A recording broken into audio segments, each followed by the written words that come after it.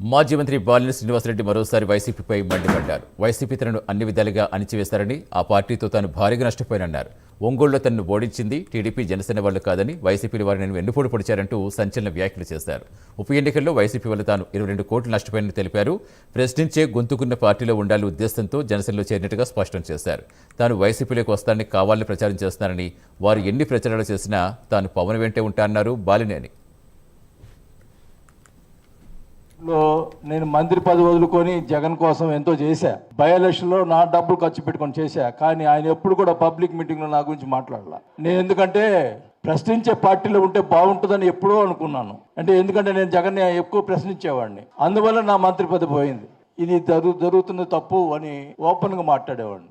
దానివల్ల ప్రాబ్లమ్స్ వచ్చినాయి. ప్రాబ్లమ్స్ వచ్చినా కూడా నేను అన్ని తట్టుకున్నాను. నేను ఒంగోలులో 7 సార్లు పోటీ చేశాను. నేను 5 సార్లు గెలిచాను, 2 సార్లు ఓడిపోయాను. ఆ 2 సార్లు తెలుగుదేశం వాళ్ళు ఓడించలే, నన్ను పవన్ కళ్యాణ్ గారు ఓడించారు. ఏంటంటే వాస్తవానికి ఒంగోలు కాన్స్టిట్యున్సీలో రెడ్డి సమాజ వర్గం చాలా తక్కువ.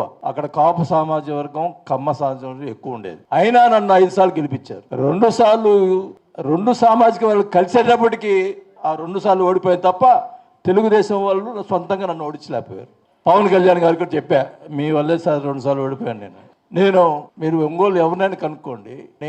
నాకు ఒంగోలు కాన్స్టిట్యున్సీలో ఎవరు లేఅవుట్ వేస్తున్నారో నాకు తెలియదు, ఎవరు అపార్ట్మెంట్ కడుతున్నారో నాకు తెలియదు. 5 సార్లు ఎమ్మెల్యే ఎవరిని టచ్ చేయలేం, ఈవెన్ తెలుగుదేశం వాళ్ళని కానీ ఎవరిని కానీ. ఈరోజు తెలుగుదేశం వాళ్ళు పోయి ఏంది అని మనం మీరు ఎంక్వైరీ చేయండి, ఆయన పాపం అంటారు అంతే.